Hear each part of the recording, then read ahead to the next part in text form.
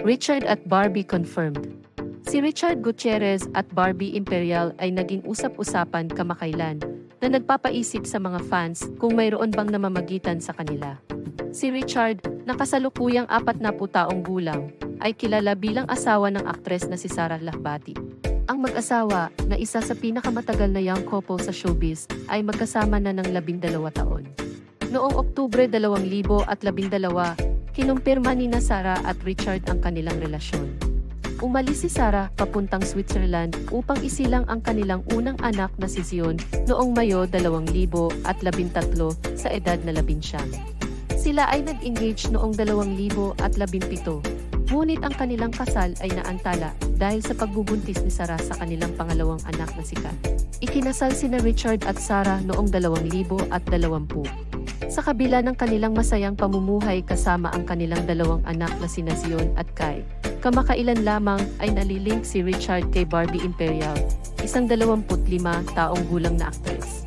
Gayunpaman, kamakailan ay nakita silang magkasama sa South Korea at kumalat ang mga litrato nila kasama ang mga fans online. Kapansin-pansin, tila masyadong conscious si Barbie at parang gustong magtago kapag may ibang tao sa paligid. Dagdag pa sa usap-usapan, kamakailan lamang ay kinumpirma ni Sara Lahbati na siya ay single na. Sinagot niya ang mga chismis na nakita siyang may kadate sa Hong Kong sa pagsasabing, "Sa tingin ko bilang mga babae, lahat tayo ay pinapayagang magkaroon ng mga kaibigang lalaki. Pero muli, okay lang magspekula dahil muli ako ay single at bahagi ito ng bago kong yugto."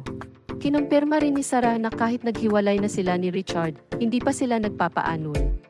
Isa din sa nagpapainit ng issue ay si Annabel Rama, ina ni Richard Gutierrez. Siya ay vocal sa kanyang mga nararamdaman kay Sara. Marami din siyang isyung binato kay Sara na nangangahulugang walang pag-asa magbalikan ang dalawa. Si Barbie Imperial naman ay dati nang nalilink kay Carlo Aquino, ang kanyang co-star sa Netflix movie na Whispers in the Wind at sa nakaraang taon na I Love Lizzie. Siya rin ay nagkaroon ng mga relasyon kina Diego Loizaga at Paul Salas. Kasalukuyang single sina Richard at Barbie. Ito ba'y isang sere lamang ng mga pagkakataon o mayroong something more? Ito ba'y senyales na si Richard at Sara ay wala ng pag-asang magkabalikan? Ano nga ba ang dahilan kung bakit naghiwalay ang dalawa?